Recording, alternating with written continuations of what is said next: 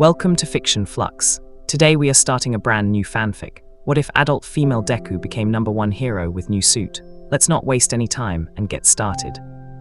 The day Izumi Midoriya became the #1 hero, it didn't happen the way anyone expected.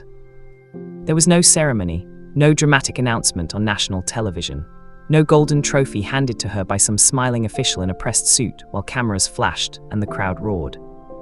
It happened at 3:47 in the morning on a Tuesday in November, in the middle of a collapsing building in downtown Musutafu, with rain coming down so hard it turned the world into static, and every sensor in the city going dark from the electromagnetic interference of a villain no one had been able to contain for 6 hours.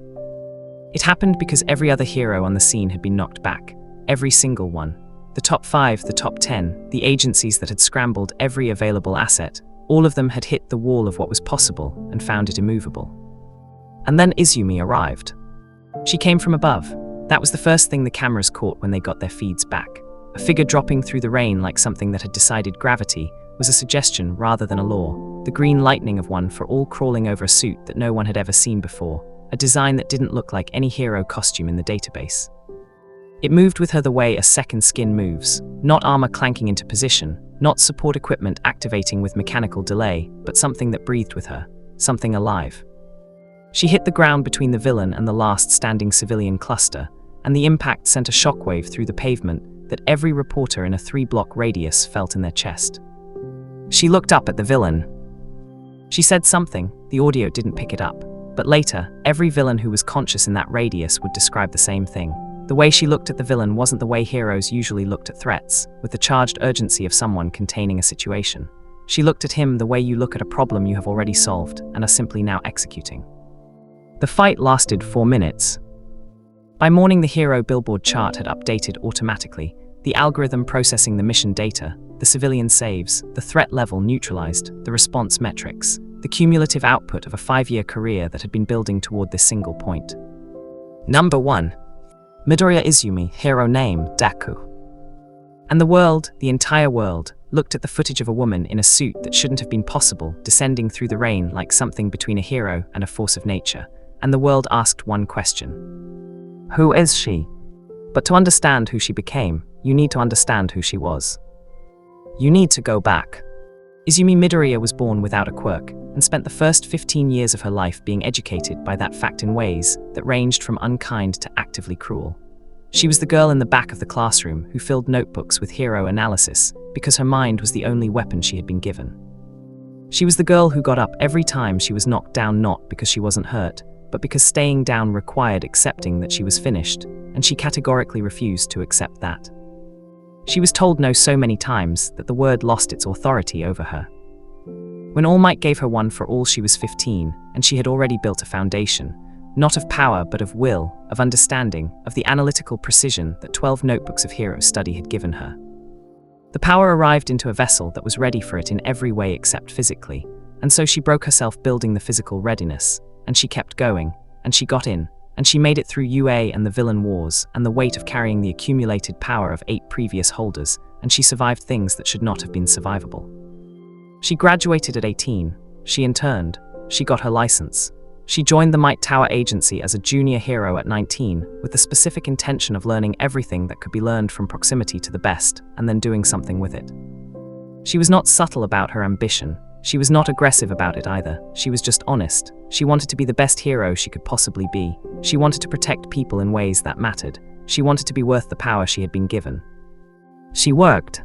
She worked the way she had always worked, completely, almost compulsively, with the same obsessive thoroughness that had filled 12 notebooks before she had ever thrown a punch.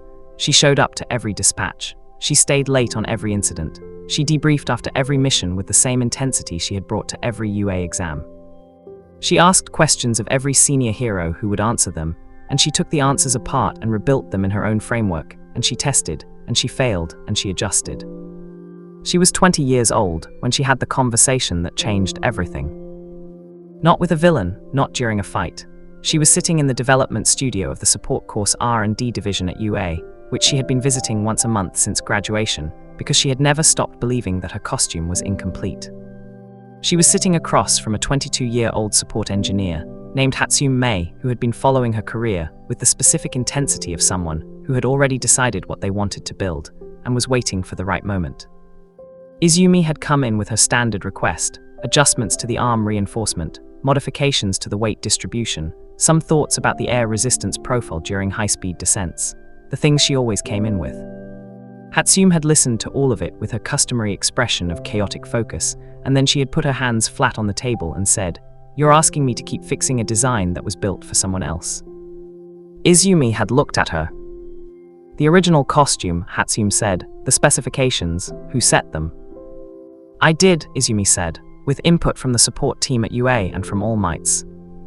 "From All Might's design philosophy," Hatsume said. "Right, his understanding of what One for All needed, his experience of the power, his body, his way of moving." She leaned forward. "But you've had this power for 5 years now. You move differently than he did. You've developed applications he never used. You've pushed the power in directions that the original design never anticipated." She paused. "So why are we still using his template as the baseline?"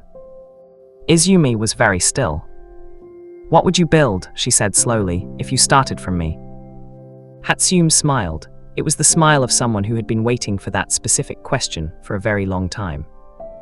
"That," she said, "is going to take a while to explain." It took 8 months.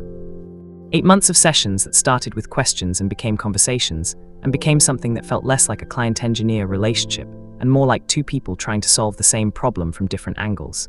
Hatsume asked her things no one had ever asked her about One for All, not about the power level, not about the technique names, but about the texture of it. What did it feel like in her body specifically? Where did it accumulate before she released it? What happened in the half-second before full output? What were the physical sensations she associated with each application she had developed? What parts of her body felt most naturally integrated with the power, and what parts felt like she was still fighting against the distribution? She had notebooks for most of it, 23 by now. She brought them all. Hatsume read every single one. Nobody had ever read all her notebooks before. Not even All Might, not even Aizawa, not even Uraraka, who had been her best friend for 6 years. She hadn't offered them. She had assumed they were too dense, too internally referenced, too much a product of her specific obsessive way of processing information to be useful to anyone else. Hatsume read them in 3 weeks and came back with 40 pages of notes, and the expression of someone who had found a locked room and figured out the key. "You've been using the power in a distributed model," Hatsume said. "Full body percentage control, managed release across multiple systems. It's sophisticated. It's brilliant, genuinely. The control you've developed is extraordinary. But it's still a translation," Izumi said, understanding arriving before the explanation finished. "You're taking a power that exists as pure potential energy and you are translating it through your body to produce an output," Hatsume said, "which is correct, which is the only way to use it. But the costume has been built around the assumption that the translation is the end point, that your job is to take the power and express it, and the costume's job is to survive that expression." She looked at her notes. What if the costume was part of the translation? What if we built something that didn't just survive One for All but participated in it? Izumi looked at her. "That's not possible," she said. 3 years ago," Hatsume said, "you were told you couldn't use One for All above 30% without destroying your arms. Now you can use it at 100 without injury." She looked up. "Tell me again it's not possible." The design process took 4 more months. She had input she had never had before, not just Hatsume's engineering genius, but a collaboration with her own understanding of the power that went deeper than any conversation she had ever had about it. Hatsume kept asking her to describe things she had never been asked to describe. The way One for All felt different in her left hand versus her right. The specific quality of the green lightning, when she pushed it through a movement pattern she had been using for years versus a new one. The moments during combat, when the power felt like it was ahead of her thinking, rather than behind it. That last one was the breakthrough. She had described it as a quirk she had noticed for 2 years, the way during peak moments of the fight, when everything was aligned, the power felt like it knew what she was about to do before she consciously decided to do it. Not like losing control, the opposite. Like the power and her intention had stopped being two things and become one. Hatsume had gone very quiet. "Tell me more about that," she said. She talked for 40 minutes. She had never talked about it before. It had felt too strange, too close to the territory of things that sounded grandiose if you said them out loud, and she had learned at UA to be careful about grandiosity. But Hatsume listened with the specific focused attention she brought to problems that genuinely interested her, and when Izumi finished, Hatsume turned to her board and started writing so fast the marker squeaked. "You're describing integration," Hatsume said. "Not just control of the power, actual integration. The power and your nervous system are learning each other at a level that's beyond conscious processing. which means she turned around and her expression was something Izumi had not seen on her face before. Which means if we build the suit correctly, we can extend that integration outward, into the material, into the support systems. We can build something that's not separate from you. Something that you are. Izumi stared at her. That's not physically. The support items we've been building for years treat the hero body as a fixed variable and engineer around it, Hatsume said. What if we treated your body, and one for all as the fixed variables, and engineered from them outward? What if the suit wasn't equipment you put on, but a structure that completes a system that already exists? The silence in the room lasted a very long time. How long would it take to build? Izumi said. Hatsume looked at the board. She looked at her notes. She looked at 23 notebooks worth of data that had never been organized with this question in mind, and was now, suddenly, exactly the right raw material. If you give me everything, Hatsume said. If we do this right, if we don't compromise on anything, she thought, a year. I'll give you everything, Izumi said. It took 11 months. The suit had no official designation in the support item database. Hatsume refused to give it a classification number because she said classification implied it fit within a category that already existed, and it didn't. She called it in her own notes simply the system. Izumi called it something she kept private. It looked at first glance like an evolution of her standard costume. The green was still there, darker now, deeper, the specific shade of forest at dusk rather than the brighter green of her earlier designs. The mask was sleeker, the silhouette cleaner. The red shoes remained modified. But at second glance, it was nothing like any costume anyone had ever built. The material was the first thing, not fabric, not carbon fiber, not any standard support item composite. Hatsume had spent 6 months developing a material she called a responsive lattice, an engineering term that didn't adequately describe what it actually was, which was a structure that responded to the flow of one for all through Izumi's body the way a sail responds to wind. When she activated the power at full, the suit didn't just survive the output, it distributed it. Absorbed the energy across the lattice in real time, and used it to enhance the suit's own structural properties. Harder when she hit, flexible when she moved, the properties shifting in the half-second of integration that Hatsume had built into the architecture. The second thing was the sensory integration.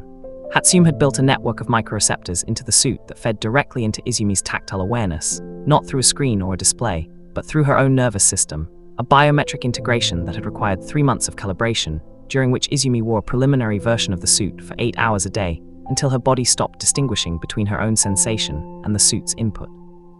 She could feel the structural integrity of the suit the way she could feel her own muscles. She knew where it was stressed the way she knew where she was tense.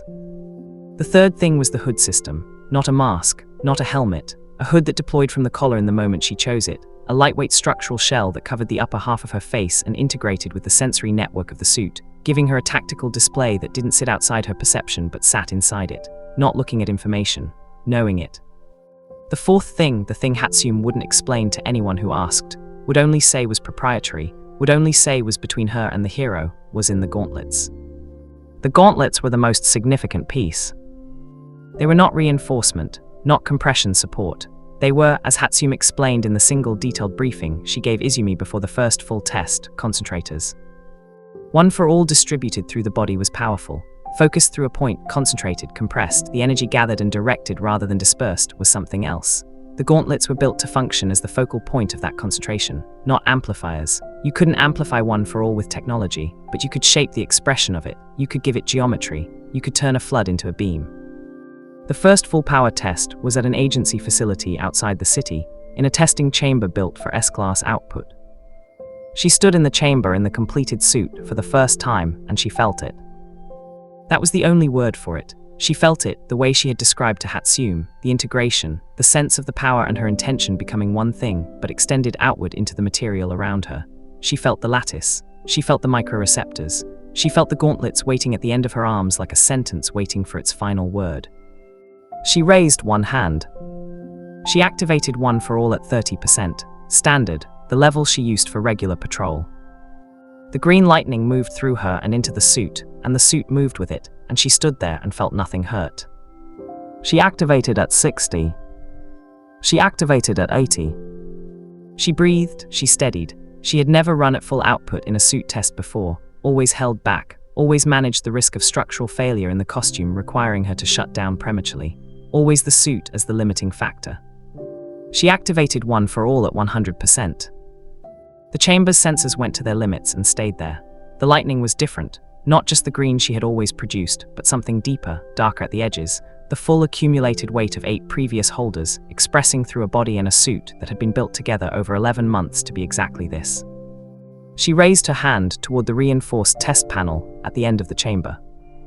She released through the gauntlet.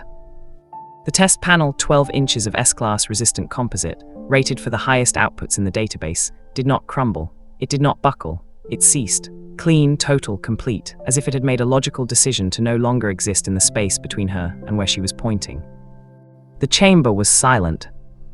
Hatsume's voice came over the intercom. She was not doing her usual running commentary. She was not making noise at all. Then she said very quietly, "I need you to run the whole test battery." "Okay," Izumi said. From the top, Hatsume said, "Everything." "Okay," Izumi said again. And she felt something she recognized from 7 years of her life happening in the moment before things got real, that specific quality of stillness before motion, of breath before output, the readiness that didn't feel like anything dramatic, but was the most important feeling she had ever learned to produce. She ran the battery. It took 3 hours. At the end, she sat on the floor of the chamber with the suit still on, and she felt not exhausted but complete. The way you feel after something that was correctly difficult, after something that asked everything and found everything there. Hatsume came into the chamber eventually. She sat on the floor across from her. She put a tablet between them with the test results displayed. They looked at it together. "Well," Hatsume said. "Yeah," Izumi said. "There's a category problem," Hatsume said. "What do you mean?" "The test parameters for hero support items have a maximum rating." Hatsume gestured at the screen. The suit exceeded it in 4 separate categories, which means it doesn't have a rating, which means the database doesn't know what to do with it. She paused, which means nobody knows what to do with it, which means nobody knows what to do with you. Izumi looked at the screen. She looked at the numbers she had been working toward for 5 years, toward which every training session and every mission debrief and every late night with a notebook had been building without her quite knowing it. "Good," she said. Hatsume looked at her. "I spent most of my life being categorized incorrectly," Izumi said. "Quirkless, not hero material, too soft, too reckless, not strong enough, too strong, whatever the system needed me to be to explain why I didn't fit." She looked at the results. "I don't mind being past the category." Hatsume smiled. It was a different smile than usual. Quieter. "The suit needs a name," she said, "officially for the database." Izumi thought about it. She thought about 7 years of notebooks and 15 years of wanting, and 1 conversation on a rooftop, and 10 months on a beach and everything that had come after. She thought about the way the suit felt when the power moved through it, not equipment, not armor, not a support system. "A completion." "Gale," she said, "the suit is called Gale." Hatsume wrote it down. The first deployment in Gale was the Yokohama incident. A villain with a seismic quirk had been escalating for 3 weeks through a pattern that every agency had been monitoring, but nobody had been able to predict with enough precision to intercept before the attack began. The pattern was too irregular, the timing too variable. He struck and disappeared, and the damage reports kept coming, and the civilian casualty count kept climbing, and every hero agency in the region had resources deployed and was still 3 steps behind. She had been analyzing the pattern in her off hours. She had her 25th notebook full of it, the timing, the location selection, the specific nature of each strike. She had found something in the data that nobody else had found yet, not because she was smarter than everyone else, but because she had been doing this since she was a child and she recognized the shape of it. The pattern wasn't random. It wasn't calculated in the way a planner calculates, logically, optimally. It was emotional. The strikes happened in locations that had personal significance to the villain. He was destroying the city by destroying the geography of his own history, working through something in the only way available to him. She knew where he was going next. She called it in. She gave the agency her analysis. The response was skeptical. She was 22. She was not yet ranked in the top 10. She did not have the institutional weight to have her pattern analysis taken seriously over the counter-assessments of senior heroes. She went anyway. She was in position on the waterfront when he appeared. She felt the seismic energy build before he released it, felt the precursor vibration through the suit's sensor network, the deep structural warning that the ground was about to become something different than ground. She had 3 seconds. She moved through them. What the cameras captured, and there were cameras, because she had also called the press tip that got media units to the waterfront in time, because she understood the value of documentation, was a hero in a suit that moved like weather. The green lightning was different at full output in Gale. Darker at the core, brighter at the edges, the kind of visual that required editing review afterward because the auto-exposure on professional cameras couldn't handle the dynamic range. She crossed 300 meters in 4 seconds. She intercepted the seismic release with a one-for-all output through the gauntlet that met the villain's power at its own level, and cancelled it. Not a block, not a redirect. A cancellation, force meeting force through the concentrator at a geometry that produced a standing wave that dissipated into the bay instead of into the populated waterfront. Then she caught the villain. She didn't fight him. She understood from 25 notebooks and a career of paying attention to why people did things that this was not a fight. This was a person who had run out of any other way to have his history acknowledged. She held him with enough force to prevent action, and she looked at him, and she said exactly what she had figured out from the pattern analysis. She said his wife's name, the restaurant they had gone to on their first date, now demolished, the street where he had proposed, now a construction zone, the neighborhood where they had lived, condemned. She said all of it calmly and precisely, and she watched him run out of forward momentum. He wasn't the villain the agency had briefed. He was a person inside a classification that had stopped accounting for the person. She held him while he stopped. She called for the appropriate support personnel. She stayed until everything was managed. She filed a report that was 40 pages longer than standard. She went home and started Notebook 26. The next 3 years were the building of something she could see the shape of, but not yet the full scale. She climbed the rankings steadily, not through the explosive, dramatic ascent that made media narratives, but through the accumulative weight of consistent excellence, of never cutting a corner, of filing the 40-page report every time, of being the hero that other heroes started calling when something didn't fit the standard response framework. She was 24 when she first made the top 10. She was 25 when she took the Gale suit in for its first major upgrade. Hatsum had been developing modifications since the original build, keeping notes, waiting for enough deployment data to justify the revisions. The second version was quieter and faster, and had an adjustment to the gauntlet concentrators that improved the geometric precision of the focal output by 37%. The hood system gained a second operational mode. The lattice material had been refined with 12 months of post-deployment data, and responded to one-for-all integration 3 times faster than the original. She wore the second version and felt the difference immediately. Better, more precisely hers. She was 26 when the incident happened that everyone would later point to as the moment the top ranking became inevitable, though she had not thought of it that way at the time. There were 3 simultaneous special grade level incidents in different regions of Japan. It had never happened before. The assumption had always been that the distributed hero network would handle distributed threats. That was the point of the system, of the regional agencies, of the ranking structure.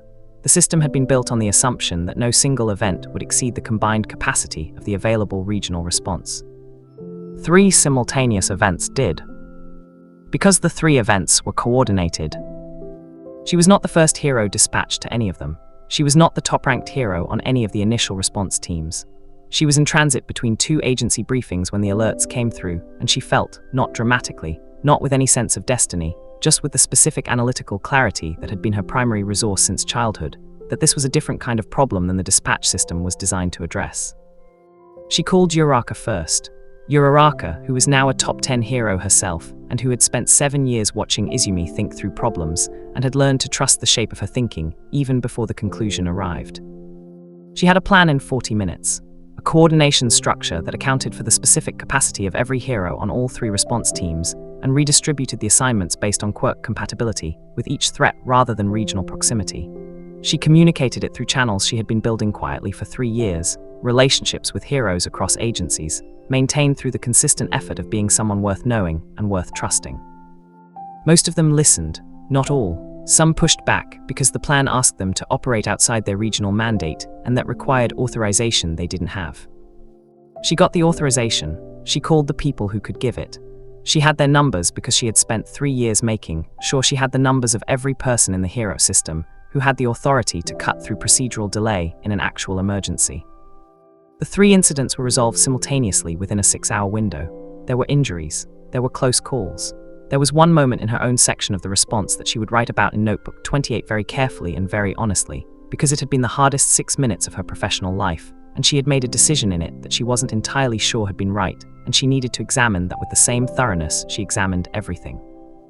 But the civilians were safe, all of them. The hero billboard chart updated. Top 5. Endeavor called her personally to acknowledge it, which was not something Endeavor did. She appreciated it. She told him so. The conversation was brief and oddly comfortable. They were both people who communicated better in directness than in pleasantry. Top 3 came 8 months later. And then the Tuesday in November with the rain and the collapsing building, and the villain no one else could contain, and the cameras getting their feed back just in time to catch a figure dropping from above with green lightning, and a suit that looked like nothing in the database. Number 1. She was 27 years old. She was sitting in her apartment at 5 in the morning looking at the notification on her phone, the official ranking update, automated, delivered the same way it was delivered to everyone, and she was very still.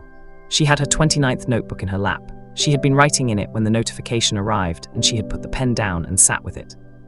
She thought about a lot of things in that stillness. She thought about the doctor's office, the fluorescent light, the X-ray, the extra joint, the word quirkless delivered with practiced, professional gentleness that made it worse rather than better. She thought about All Might on a rooftop, telling her yes when he had almost said no. She thought about 10 months on a beach moving garbage until her hands didn't look like the hands she had started with. She thought about all the fights she had won, and the ones she had almost lost, and the ones she had won in ways that didn't look like winning at the time. She thought about Hatsune sitting across from her saying, "You're asking me to keep fixing a design that was built for someone else." She thought about herself, who she actually was underneath the ranking and the title and the suit and the 29 notebooks and the career and everything she had built and everything that had been given to her and everything she had taken and shaped into something new. She was Izumi Midoriya, she was Deku, she was number 1. She picked up her pen. She wrote in notebook 29, "This is not the end of anything. This is the most clearly I have ever seen the beginning."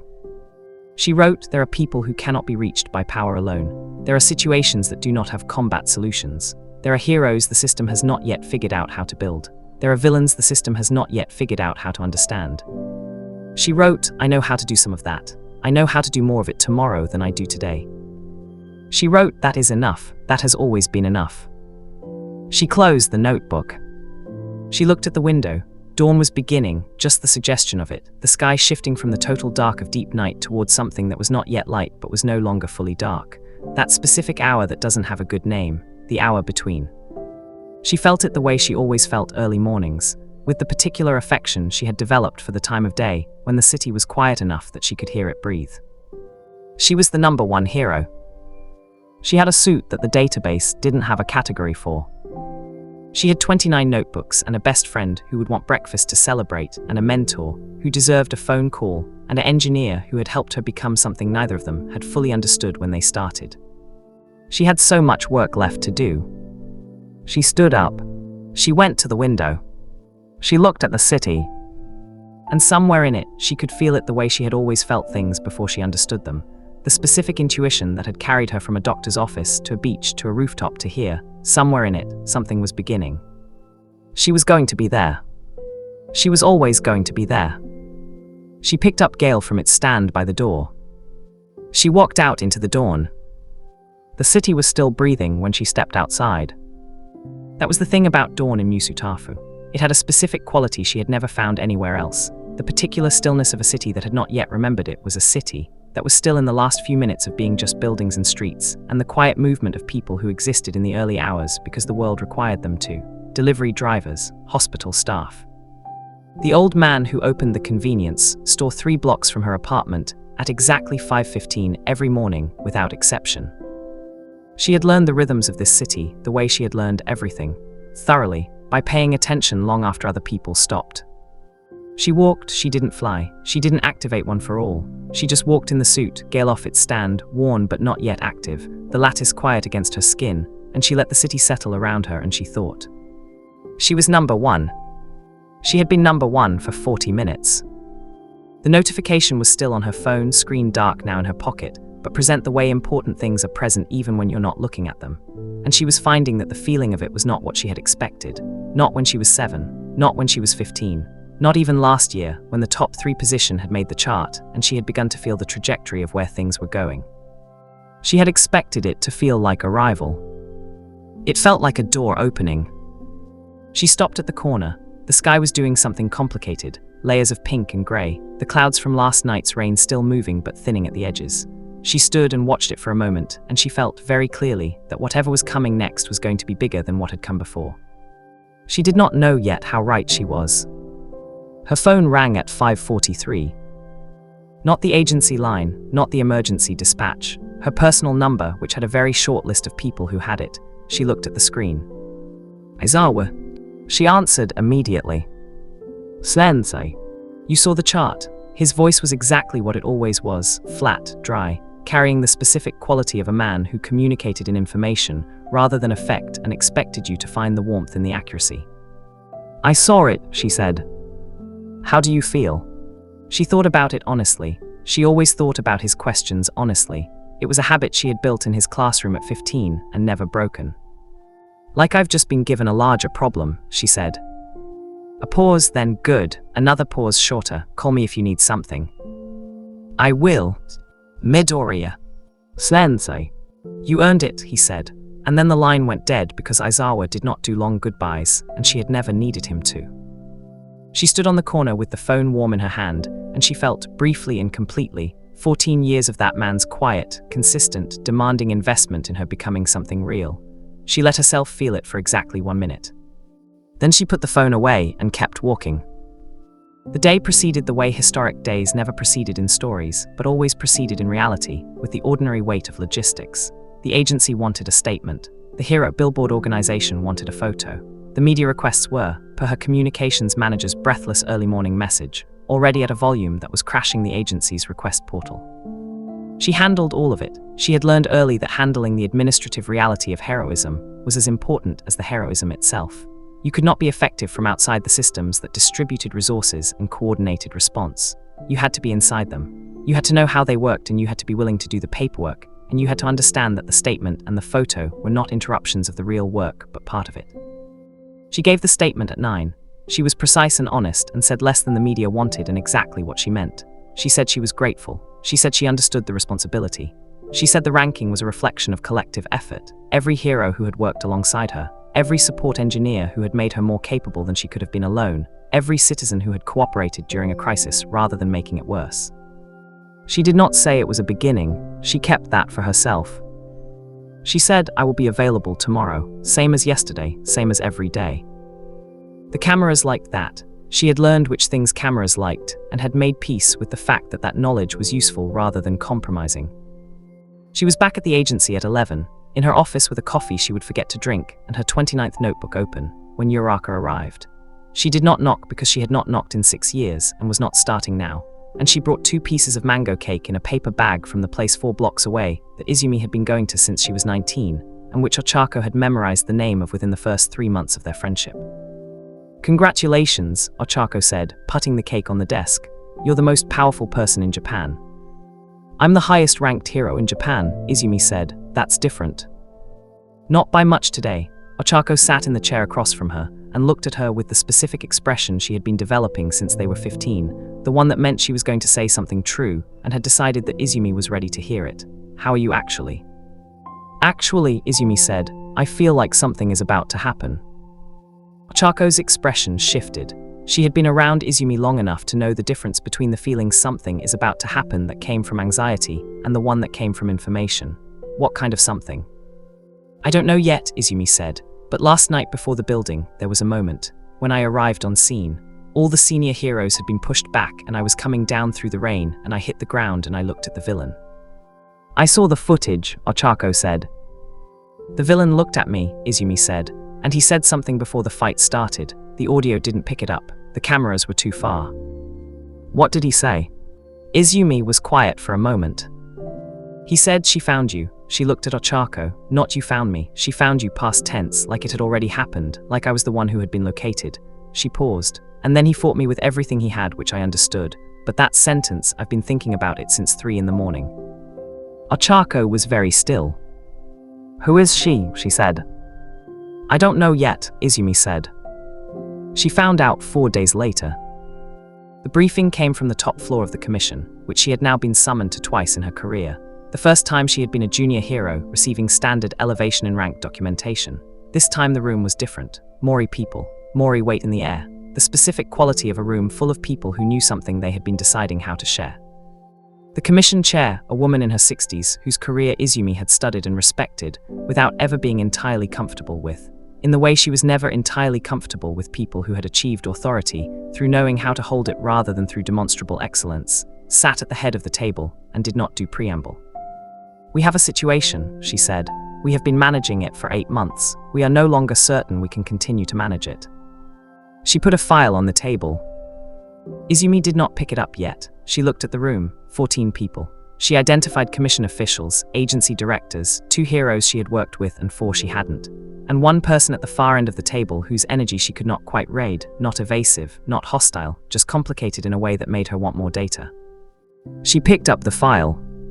The name on the first page was Yuki Shirase, 31 years old, former Hero Course graduate, Class 3B, 8 years before Izumi's class, provisional license completed, full license completed, 3 years of active hero work, regional level, solid performance record, nothing extraordinary, and then 4 years ago, license surrendered voluntarily, no explanation on record, whereabouts unmonitored.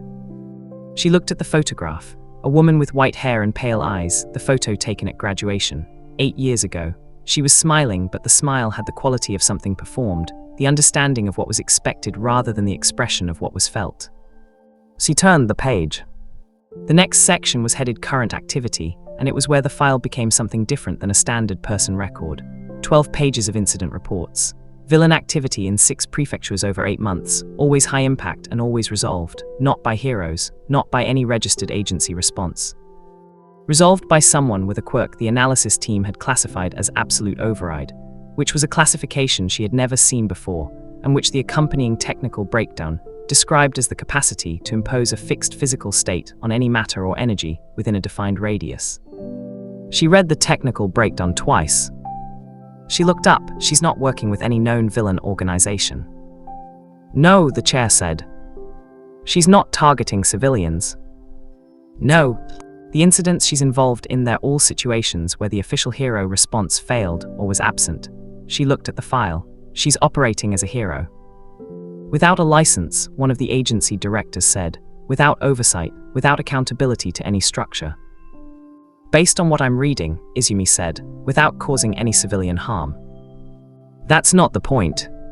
It's a point, she said mildly.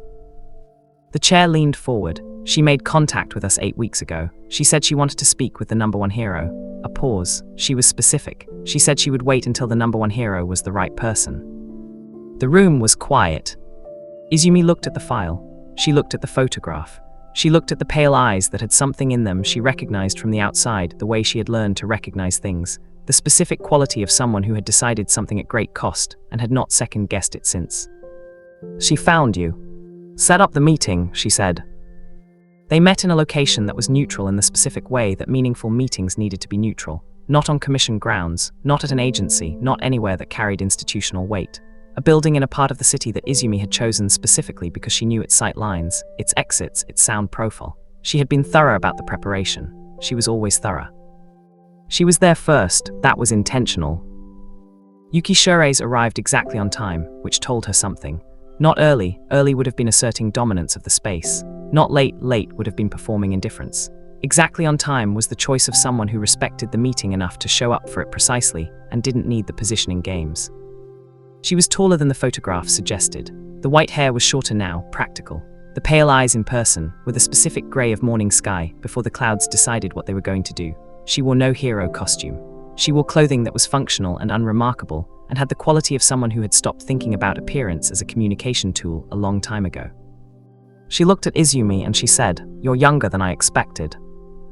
"You're more tired than your file suggests," Izumi said. Something shifted in Yuki's expression. Not offense, the specific response of someone who had been accurately perceived and was deciding whether to let that be comfortable or threatening. She sat down. "You read my file," she said. "I read everything," Izumi said. "Tell me why you surrendered your license." A pause. "That's where you want to start." "That's where the story starts," Izumi said. "Everything after it is consequence. I want to understand the origin." Yuki looked at her for a long moment. She had the specific look of someone performing an assessment they had expected to take longer. "There was a mission," she said, 8 years ago, standard classification. I was on a team. We were sent in to handle a situation in a residential area, villain with a structural destruction quirk, 3 civilians confirmed trapped. The mission brief said 3. She stopped. There were 11. Izumi waited. The brief was wrong because someone had entered the initial civilian count incorrectly, and nobody had verified it before dispatch, because verification takes time and time costs response efficiency according to the metrics we were measured against. She said it flatly, without the bitterness that Izumi would have expected, without the bitterness that the story deserved, just the facts organized precisely. We went in prepared for 3, we found 11. The mission parameters we had been operating under did not account for 11, 2 of them didn't make it. Silent. I filed a report, Yuki said. The report identified the verification failure. The report recommended protocol changes. The report was received, acknowledged, filed, and nothing changed. She looked at Izumi. I filed it again 6 months later when a similar incident occurred at a different agency, different region, same root cause, different 2 people who didn't make it. Another pause. I filed it a 3rd time. And the 3rd time I was told that my repeated escalation of the same issue was creating friction in interagency relationships, and that if I was finding the current protocols difficult, I should consider whether active hero work was the right fit for me. She said it with no particular emotion, which was the most telling possible way to say it, so I surrendered my license. Because if the choice was between operating inside a system that would not change and operating outside it, I already knew which one I could live with. Izumi looked at her. She looked at her for a long time with the specific attention she brought to things she needed to understand completely. And for 4 years, she said, you've been doing what the system wasn't doing. I've been doing what needed to be done, Yuki said. Yes. With a quirk that the Commission has classified as absolute override, Izumi said, which means you can walk into any situation and impose stability before a single hero responds, and there is no physical counter to it within the Commission's current operational framework. Yuki said nothing, which was its own kind of answer. Why me? Izumi said. Why wait for me specifically? Yuki reached into the bag beside her chair. She put a file on the table between them, thicker than the Commission's file on her, much thicker. Izumi looked at it without touching it. Because, Yuki said, you file the 40-page reports. Izumi looked at her. I've been following your career since your 2nd year of active work, Yuki said. Not the rankings, not the footage, the reports, the debrief documentation. The incident analyses you file that are 3 times longer than the protocol requires and twice as accurate as anything else in the system. She leaned forward slightly. You have spent 5 years trying to change the system from inside it. You have been more successful than anyone before you. And you just became the person with the most institutional leverage in the entire hero world. She nodded toward the file. That's everything I've documented over 4 years. Every incident, every gap, every failure mode I've identified in the current response structure and what would have fixed it. Every time 2 people died because a brief was wrong and nobody checked. Izumi put her hand on the file. What do you want from me? She said. I want you to use it, Yuki said. I want you to take what I've built outside the system and bring it inside. I want the protocol changes, the verification requirements, the civilian count standards, all of it. She paused. I'll register, I'll license, I'll operate within whatever oversight structure you think is appropriate. I have spent 4 years working alone because there was no one inside the system I trusted to make it worth coming back in. She looked at Izumi with those grey morning sky eyes. I trust you. The room was very quiet. Izumi thought about a lot of things in that quiet. She thought about a doctor's office and a word that had tried to be a sentence. She thought about Aizawa telling her to stay back while she was already moving. She thought about Hatsumi saying you're asking me to keep fixing a design that was built for someone else. She thought about the 40-page reports and the protocol recommendations, and the 6 times in 5 years she had pushed for structural changes, and the 4 times they had actually happened, and the 2 times she was still pushing. She thought about a mission 8 years ago, and 2 people who had not made it, and a report that had been received and acknowledged and filed. She opened the file. It was thorough. It was the most thorough documentation of systemic failure and actionable remedy she had ever read, and she had read extensively in this area. She read the first 20 pages without speaking. Then she closed it. I'm going to need 3 things from you, she said. Yuki waited. First, you register, full process, no shortcuts. If you want to be inside the system, you do it the way the system requires, and you don't skip steps just because the steps feel beneath the level of what you've been doing. Agreed. Second, the documentation, all of it goes to the Commission through me, not anonymously, with your name and mine on it together. Because the reason your reports didn't move anything 8 years ago is that a junior hero's report doesn't have the weight to compel action, and a number 1's report does, and we are going to use that weight every single time. A pause. Agreed. Third, she looked at Yuki directly. When I push for the protocol changes and the Commission pushes back, and they will push back because institutions push back on change as a reflex even when the change is correct, I need you to not go back outside. I need you to stay and push with me. Because the only thing harder than changing a system from inside it is changing it when the people who know it best have left. Yuki looked at her. I stayed outside for 4 years, she said, because there was nobody inside worth staying for. I know, Izumi said, stay anyway. A very long silence. Then Yuki nodded. Izumi picked up the file, she picked up her notebook, she stood. I have a meeting with the commission director in 2 hours, she said. I'd like you there. Yuki stood, she looked at Izumi with the specific expression of someone who had been alone in something for a long time, encountering the possibility of not being alone in it. You really do file 40-page reports, she said. Sometimes 50, Izumi said. Something happened in Yuki's expression that was not quite a smile, but was the architecture of one, the place where a smile would go when someone remembered how. They walked out together. The commission meeting was the hardest room she had been in since she had started navigating institution dynamics. Not because the chair was hostile, she was too experienced for hostility, having learned long ago that hostility was a card you played when you had nothing more sophisticated. It was hard because the room was full of people who had been managing the system as it existed for long enough that they had stopped being able to see it as a choice rather than a given. She had been in this room before, different faces, same room. She presented everything, Yuki's documentation, her own analysis of where it aligned with her incident data from 5 years of active work, the specific protocol failures named, dated, with civilian casualty data attached because numbers without human cost are just numbers, the proposed changes, the implementation timeline, the monitoring framework. She presented for 2 hours. There was pushback, she had prepared for every form of it. She answered each one with the specific combination of factual precision and structural patience that she had been developing since she was 15 years old, the patience of someone who had been told no in enough configurations to understand that no was very rarely final. At the end of the meeting, the chair said, "We'll review the documentation and respond within 30 days. 30 days was the institutional response to everything that wasn't urgent enough to require immediate action and too significant to dismiss immediately. 30 days meant maybe. Maybe was not what she wanted, but maybe was not no. I'll follow up in 2 weeks, she said.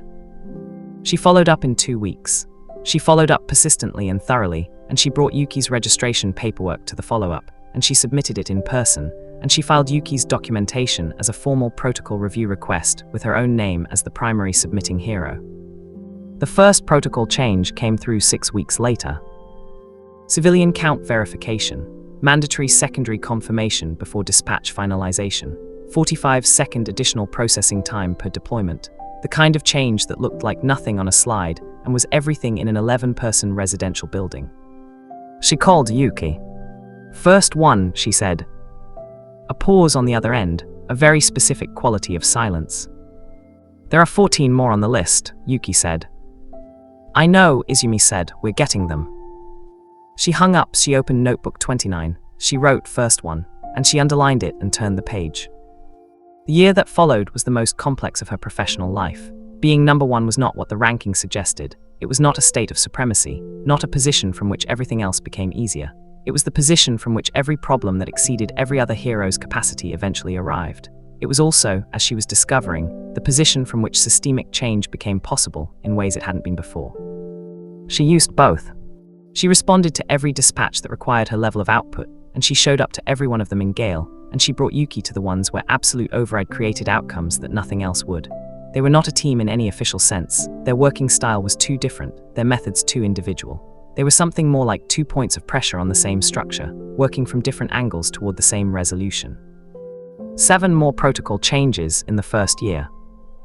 She filed for 3 more, still in review. She was patient. She had been patient since she was 7 years old. The Gale suit went in for its 3rd version at the end of the year. Hatsume had been building toward it since the 2nd version deployment, accumulating the data, running the models. The 3rd version was refinement rather than revolution. The lattice material improved again, the gauntlet concentrators now with variable geometry rather than fixed focal point, the hood system with 3 operational modes and a 4th in development. She wore it for the first time in the testing chamber and felt the difference immediately. Mori precisely hers, that was always the standard, Mori precisely hers than the version before. She was 28. She stood in the chamber and she thought about the girl who had been told she was nothing and had filled 12 notebooks before she ever threw a punch. She thought about everything between that girl and this moment, the distance of it, measured not in years but in choices, in the specific accumulated weight of every decision she had made to keep going when going was hard. She thought about what came next. There were 14 more protocol changes on the list. There were 2 agency restructuring proposals she had been building documentation for. There was Yuki's full integration into the active hero framework, 6 months in, going better than either of them had predicted and harder than either of them had advertised. There was a mentorship program she had been quietly developing with Aizawa for junior heroes, whose quirks didn't fit standard combat classification, because she remembered what it was like to have something real that the system had no category for. There was everything that came after everything. She activated Gale. She felt the power move through the suit the way it had moved on the first day of the first version, and every day since, the same fundamental thing, always more precisely itself, always more completely integrated, always more completely hers. She went to the window of the chamber. The city was out there, the same city she had walked through at dawn the morning the ranking changed. The same city she had protected for 5 years and had been protecting in different ways since she was 7 years old and filled her first notebook with the names of heroes she wanted to understand. She thought about the villain in the rain who had said she found you. She thought about Yuki in a room making a decision to come back in. She thought about 14 more protocol changes and a mentorship program and the 40-page reports that were sometimes 50.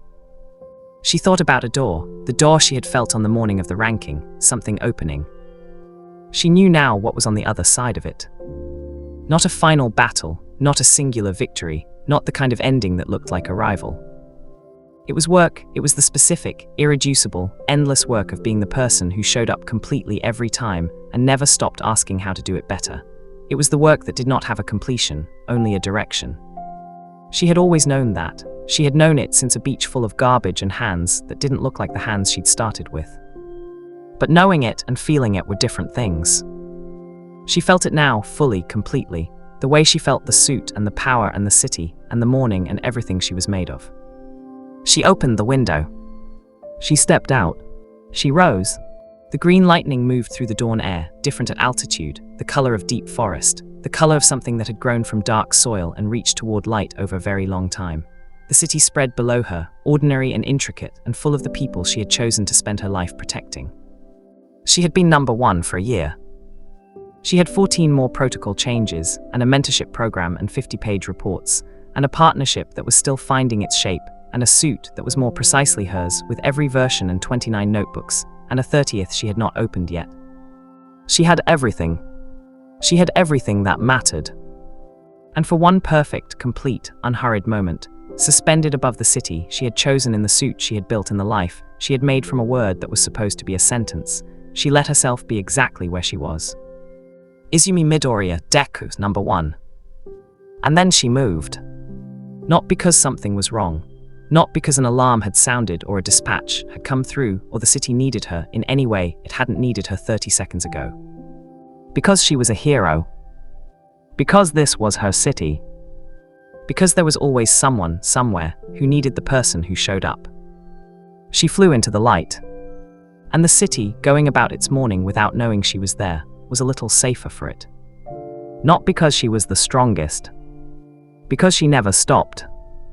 The green lightning faded slowly into the morning sky, like a last frame held 1 beat longer than necessary, not for drama, but because some moments deserve to be seen completely before they become the past. This was one of them.